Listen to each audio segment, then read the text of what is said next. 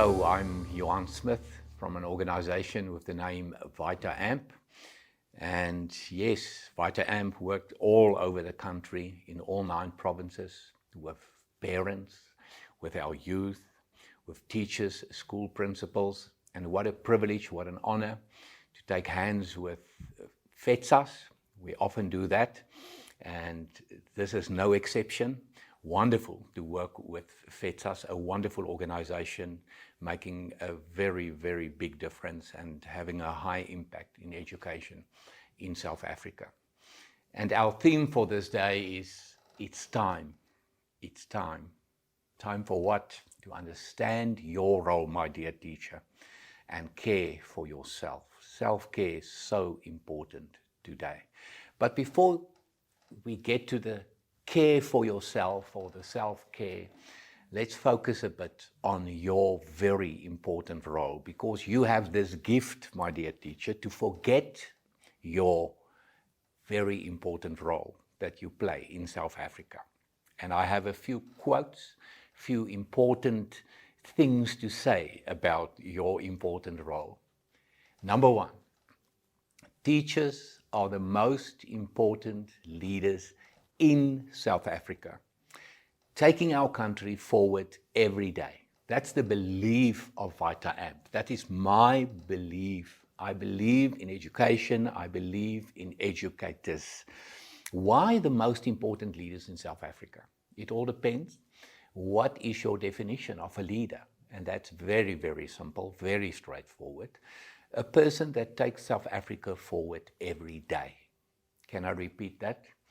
A person that takes South Africa forward every day. Every teacher in South Africa is investing in our young people, taking South Africa forward every day. That is why you are some of the most important leaders in South Africa, and therefore very worthy and very important role players in the future of our country. Here's a second quote for you. Education is an essential part of intellectual freedom, and one of its main values is improving how a person view, exist, and participate in the world. And what I want you to focus on here is the word intellectual freedom. It's not a cheap word. It's not a cliche. Intellectual freedom is one of the most precious gifts that you can give any person. Without intellectual freedom, there very seldom are any dreams. Never do you see a future for yourself without intellectual freedom. People without intellectual freedom worry about the next meal.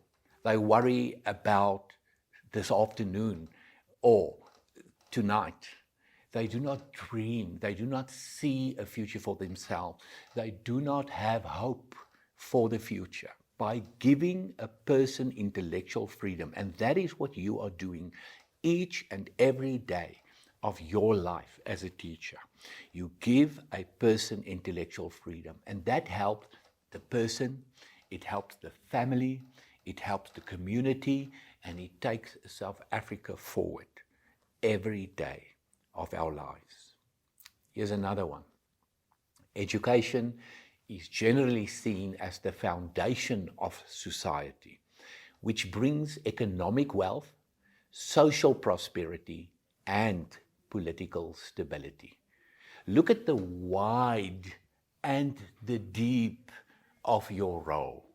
We talk about economic wealth, we talk about social prosperity, and we talk about political stability.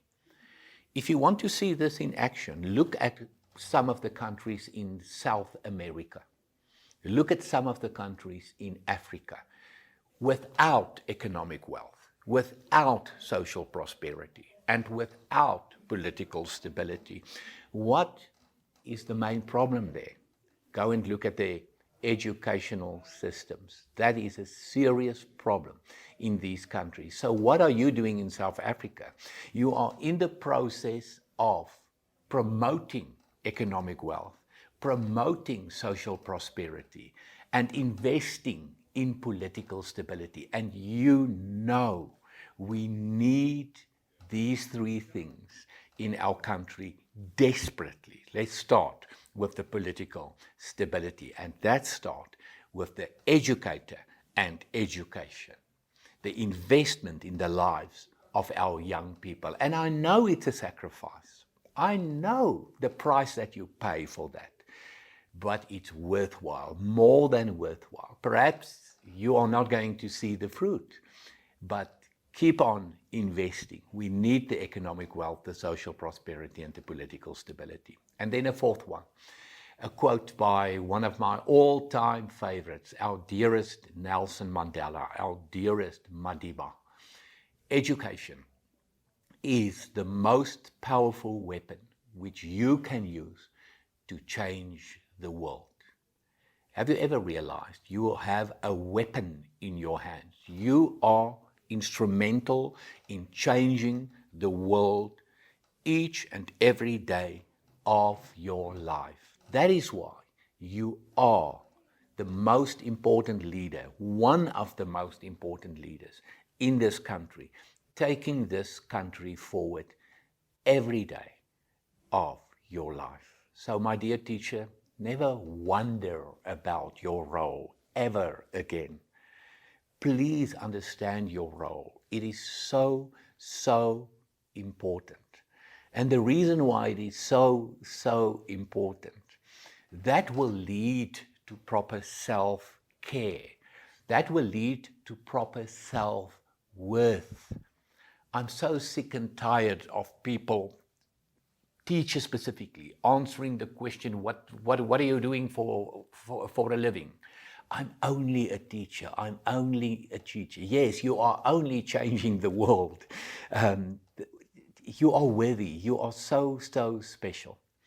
If you look at the following picture, you see the well-known Oprah Winfrey. I have the greatest respect for this lady. Just by the way the celebs work in the world, they are given a certain net worth, a net value. Her net value is more than 60 billion rand. So if she wants to insure her life, it will be for more than 60 billion rand. Very few people know about her upbringing, her childhood years. Very few people know about her past. That's why I have the greatest respect for this wonderful woman, this wonderful person. When she was born, obviously, it was with mum. Later on, she was passed on to grandma, and then she was passed on to dad, and then from dad back to mum, and there was a cycle of throwing her like a ball around dad and mum and grandma, and everybody helped with the upbringing. And when she went back to mum, there was a new boyfriend or a new husband and a new family, and then she moved on again, and everything changed, and it was a challenging childhood years that she had. She was sexually molested many times, and she fell pregnant. And at age 14, she lost the child. She lost her child. Very few people know about this. So she did not have the security of a happy home. She did not have the security and the love of a happy family. No, where she found her security was in the school. And I think that is the story of many young children today, many young people today. A lot of our children and our youth today found in school security, emotional security. In you, in the teacher, in your love, they found a safe haven. And really, you must understand this and you must treasure this. Oprah is well known, and she's on record saying, that's where I felt loved. That was the safest place to be. That's where I felt nurtured. Not at home, Not at home. No, at school. And that's the story of hundreds and thousands of children today in South Africa. My teacher, my teachers, my school, that's my safe haven. That's my place of security. And what they do not know, that's my place where I will find intellectual freedom and hope for the future. And yes, school will help me to dream dreams about my future. The next image is the wonderful singer, Adele. Oh, I just love this lady. I just love this woman. Again, a terrible past. You know, dad made mum pregnant and left. And she was raised by her mum in absolute, desperate poverty. So Adele grew up in the ghettos of London, suffering. She's on record saying she doesn't understand the love of a father, the love of a secure home, the love of a happy family, because she never had that in her life. But what I love about her, despite the fact that her net worth is around about 4 billion rand, again, another celeb that's measured by the rest of the world in terms of rand and cent. So a very rich lady, but a very sincere and honest and real person. You know, when she's dressed in a black dress with beautiful hair and makeup, and she takes that mic and she sings, she's taking you to another world. That's the successful Adele. But again, no happy home, no security at home, desperate poverty. And one evening at one of her shows, she gave the audience the opportunity spontaneously to ask her questions. Random. You can ask me anything. What a risk. What a risk. And the lady stood up. I saw the video of this one. A lady stood up and she asked her the question, Adele, was there somebody in your past, obviously except for your mum, was there somebody that really changed your life, that really played an important role in your life? And she immediately answered, without thinking twice, yes, there was a teacher. Yes, there was a teacher. But it was only for 1 year. And that really shaken me. That really touched my heart. She had a teacher for 1 year that really impacted her life. It was an English literature teacher. I think it was more or less in grade 8.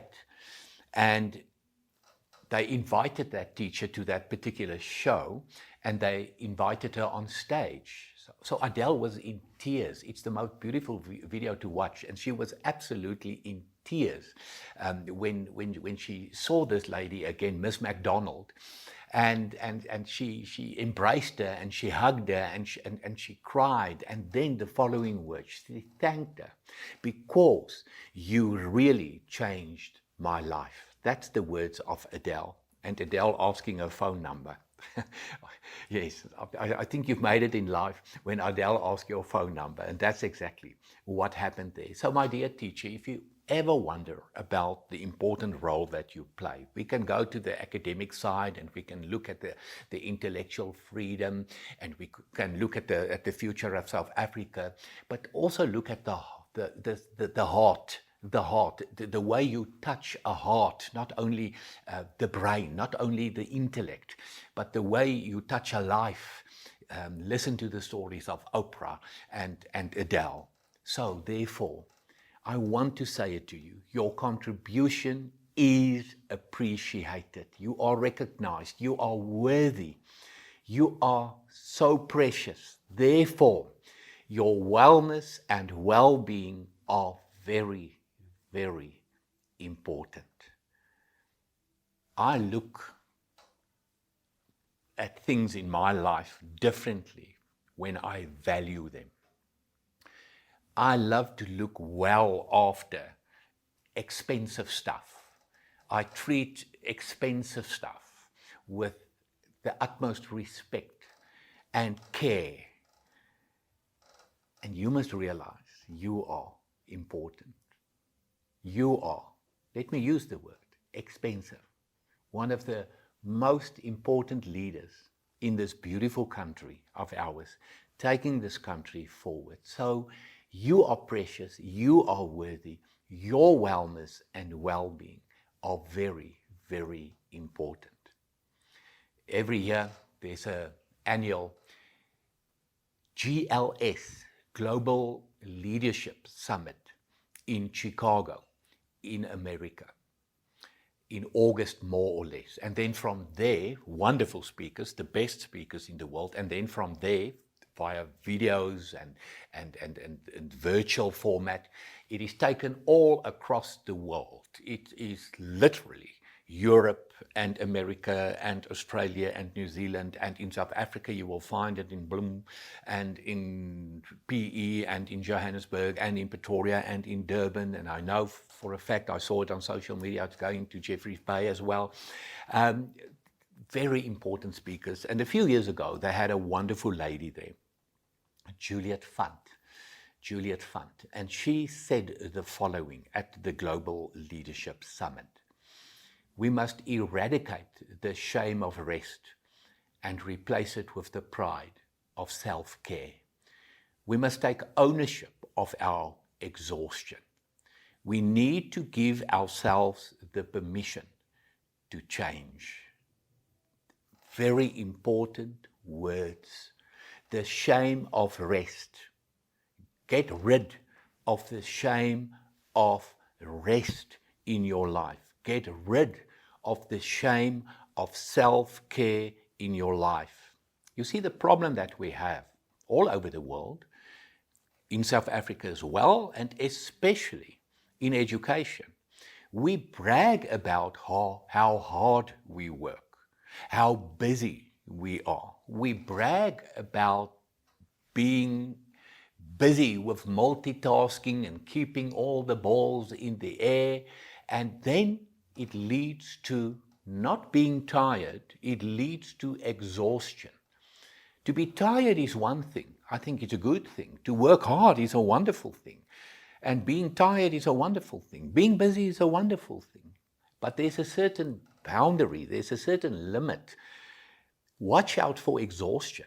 We need to take ownership of our exhaustion, and that is what's happening, and that's what's worrying for me as a person and as an organization.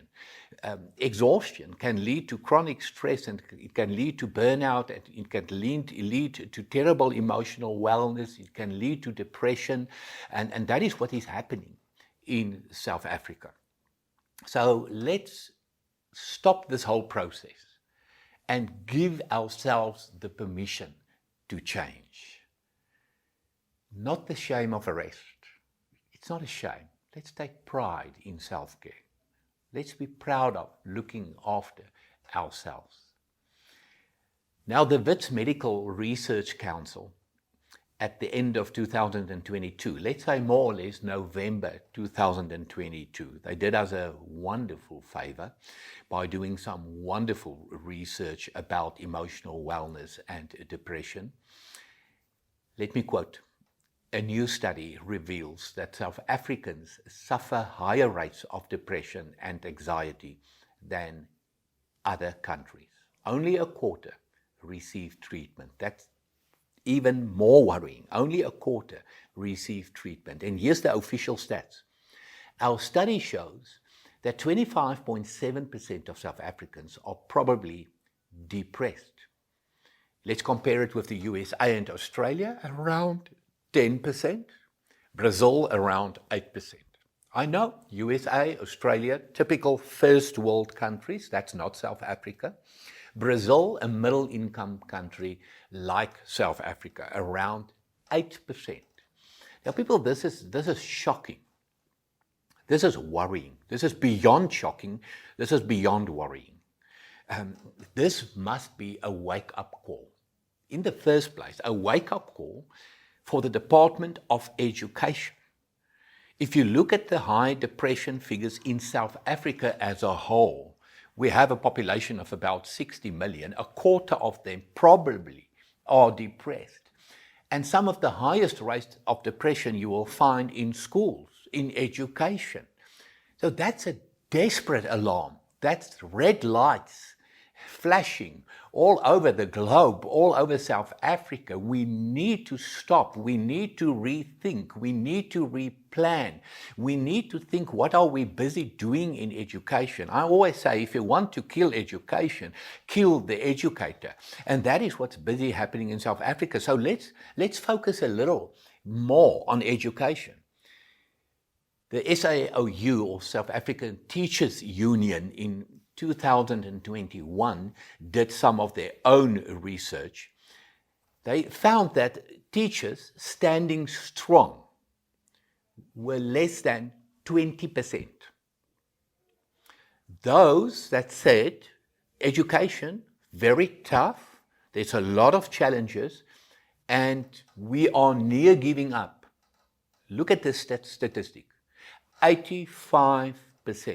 And again, I want this to echo across the country, across the educational sector. This is a serious, serious crisis that we're sitting with in the educational sector in South Africa.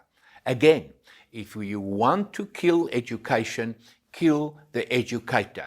And it's time for the Department of Education in this country to take note, to recognize this statistics and do something about it. I'm so serious about that. I don't know whether they're ignorant of these statistics, these research. Yes, we know about it, but we're going to do nothing about it.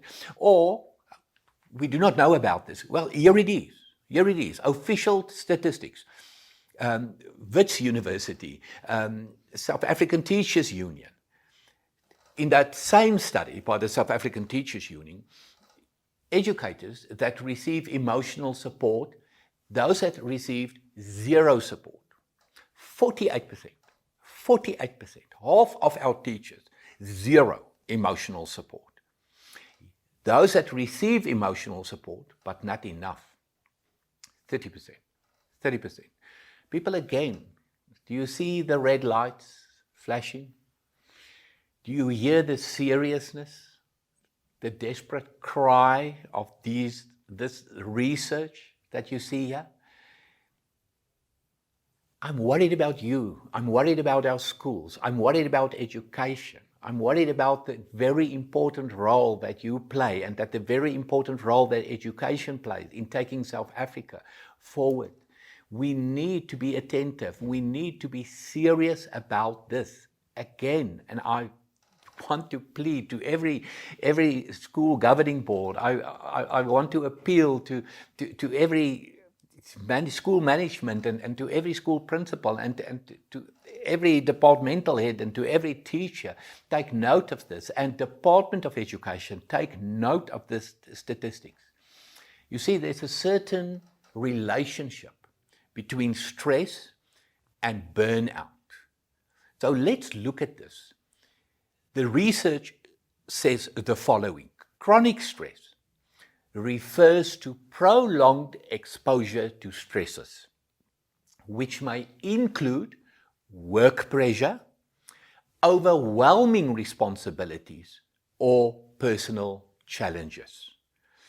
And the whole thing about hormones in this situation, you have in your head what I call poisonous hormones. That is the stress hormones, if you want to be scientifically correct. The stress hormones, the cortisol, the adrenaline, when they go up because of overwhelming responsibilities, ongoing work pressure, it's not a good thing for your brain. It's not a healthy thing for your brain.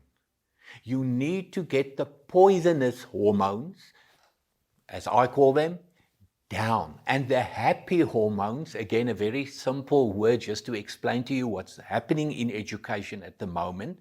The happy hormones must go up, but it's not happening.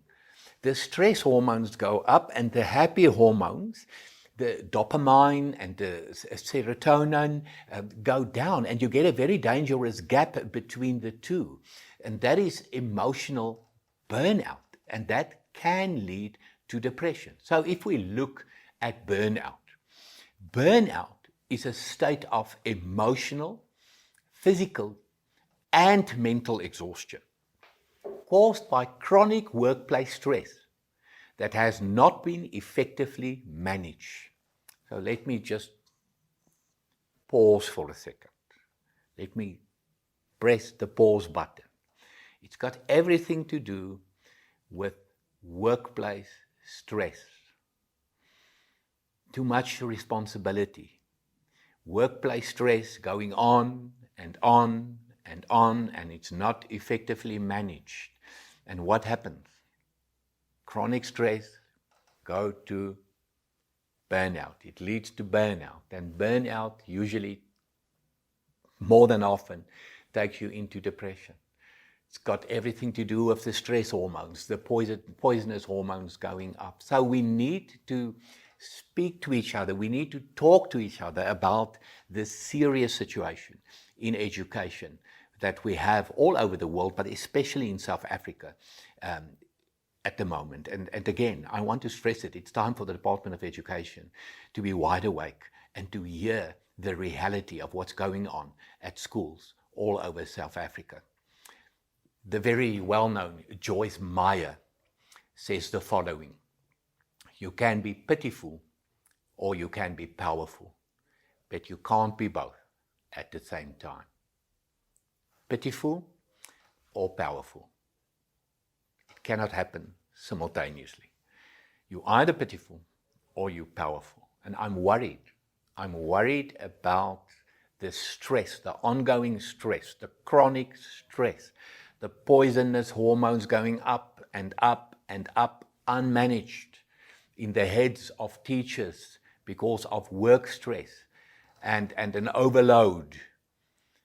And the result, a lot of our teachers today are pitiful and not powerful. And we need to own this. We need to own this.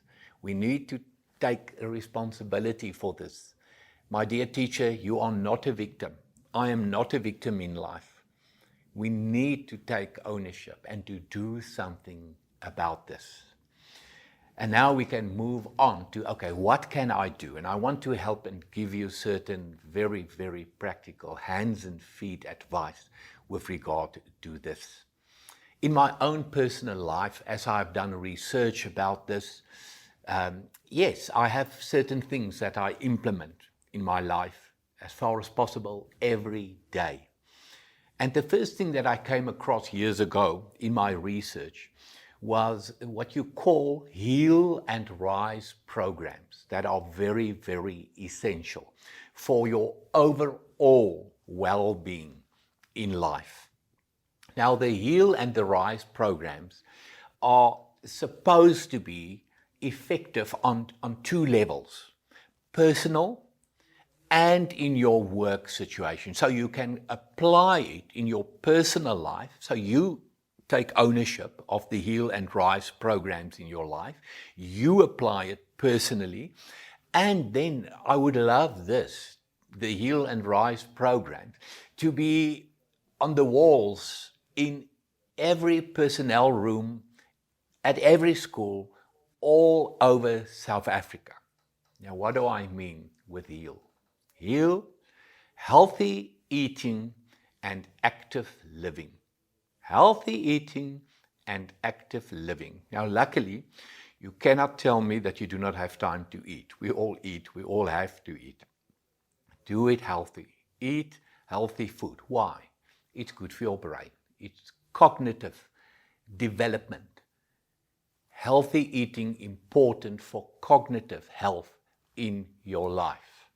And active living, you need to practice. You need to exercise regularly.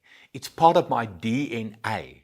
I cannot go without exercise. I cannot live without regular practice in my life. Why? Because of my overall holistic well-being. I had at some time in my life, when I went through a serious period of burnout, I had to incorporate this active living and this healthy eating in my life. And again, as I said, we need to speak to each other. We need to talk about this openly and honestly. This is not a secret. This is not, are you struggling? We are all struggling. The times are tough. The times are challenging. We all suffer. We all have this challenge to cope in life. So let's help each other. Let's be a team with regard to the HEAL program, the healthy eating and the active living. In your life personally, but as well as in the personnel room. When you are as a team, speak to each other about this. And then the RISE programs. That is resilience in school environments. And resilience is not only the thing to bounce back when it goes tough. That's not for me really what the resilience means, and it's something different from endurance and perseverance. Resilience got everything to do with stress and worry and anxiety. Managing stress and worry and anxiety. We need to have the steps, we need to have the programs in place in your personal life and in your school. As a personnel, we need to talk about this and to care for each other. Whether you're a school principal, there's a lot of stress.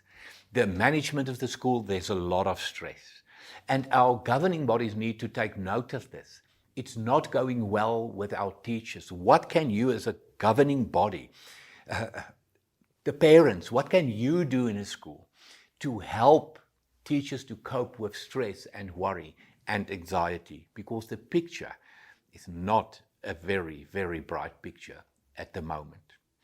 In some research in June 2020, Dr. Steve Aldana found the following, and I'm going to read it to you.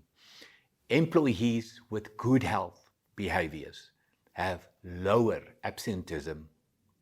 Employees who can control their stress have lower absenteeism. Employees with healthy blood pressure, cholesterol, and glucose have lower absenteeism. Employees who are not overweight or obese have lower absenteeism. You hear that repetition of lower absenteeism. When you apply the HEAL programs, when you apply the resilience programs, the RISE programs, lower absenteeism. And that is better wellness. When you are feeling physically well, emotionally well, you're not going to be absent.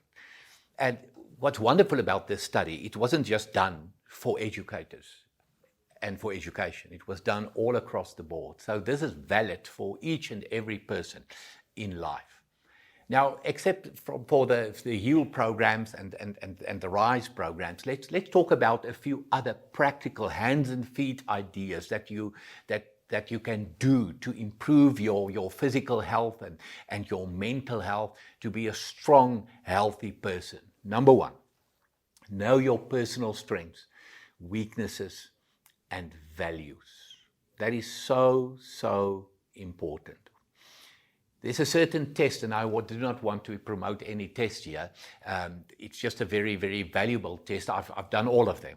There's a lot of them in the market available, tests that you can do to understand yourself better, to have some better self-insight. The best for me was the Gallup, the very well-known USA research institution Gallup. They developed the Strength Finder test. So if you want to know more about your personal strengths and your weaknesses and your values, it's a good test to do, because it's just knowing yourself, understanding yourself better, and for a school management and for a principal to know his personnel. Do this test and apply your people in a better way, in a more effective way, according to their strengths. Well, the moment you work according to strengths, again, there goes the happy hormones. There goes the happy hormones.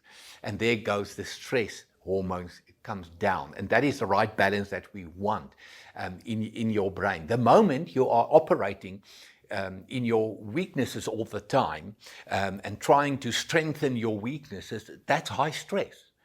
And there goes the poisonous hormones again. So that's a very valuable tip that I can give you. Really invest in understanding your personal strengths and your weaknesses. Another very important point is recognizing and understanding one's emotions, thoughts, and behaviors. Now, a lot of your emotions and your thoughts and behaviors come from your childhood years, unfortunately. So it's very important to recognize your emotions. Why do I feel the way I feel? Why am I so stressed out? Why am I so, let's call it, in shock because of this person's behavior? It can be a parent, it can be a child, it can be a colleague. Why? Why is this happening? Why am I always busy with negative thoughts? And why is my behavior what it is? You must have knowledge and understanding and recognizing your emotions, your thoughts, and your behaviors. And then we can move one step further to the very well-known term today, very inward today, that is emotional intelligence. You need to be able to skillfully manage and express your emotions in appropriate ways.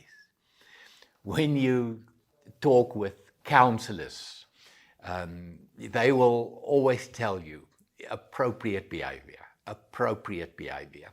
Do not be a landmine, for example. Some people explode before you step on them. That is inappropriate behavior. In Afrikaans, you get the word ontoepaslike gedrag. Ontoepaslike gedrag. Your ways must be appropriate.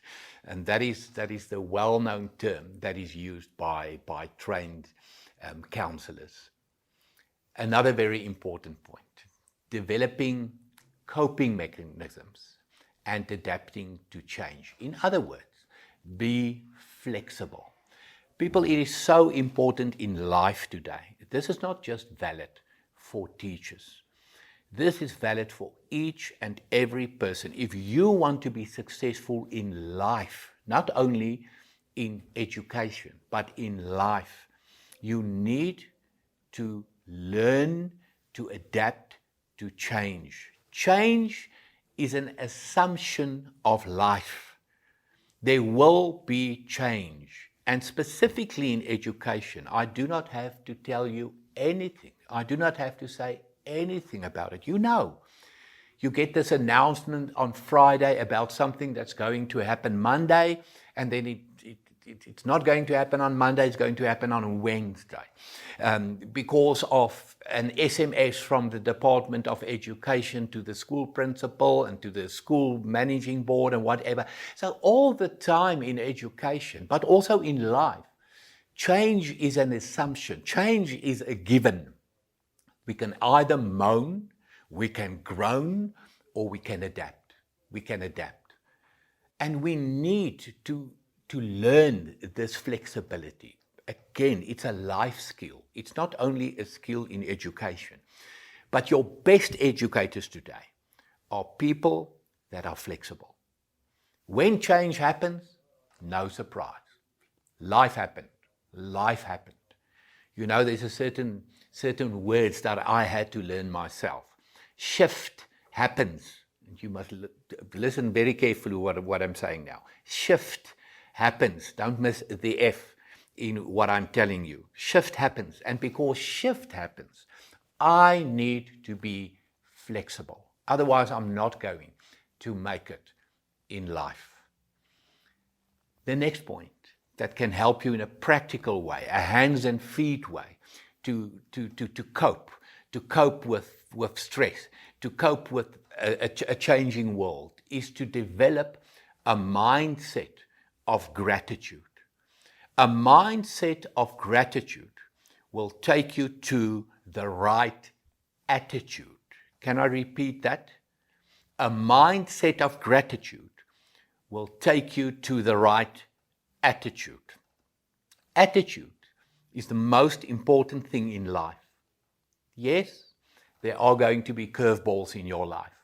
There are going to be bad happenstances in your life. There are going to be unpleasant surprises in your life, at your school, in your personal life. But you have full control about how you are going to respond to those challenges, to those curveballs. And that is the attitude. That is the button here inside of you. And only you have access to that button. Only you can control that button. So please start with focusing on what you have. There are so many things to be thankful for. And that will be the beginning of a pleasant, positive attitude. And that usually will lead to pleasant, positive relationships in your life. And that is our next point. Build and nurture relationships that inspire and challenge you to grow. Always remember the word team. One of my wishes, my absolute most important wishes for schools and for educational teams at schools, for personnel at schools. Remember the word, we are a team. We are sacrificing together. We are offering ourselves to young people to improve our country, to take our country forward together. We are a team. Let's stop fighting each other. Let's walk the extra mile. Let's inspire each other. Let's build and nurture relationships with regard to being a better team. And then another point, establish boundaries. Most teachers, and I want to repeat that, most teachers are very hard-working people, really sacrificing, giving themselves every day for children.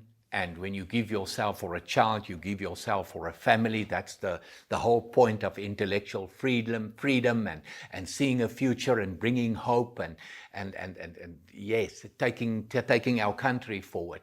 Most teachers are very, very hardworking.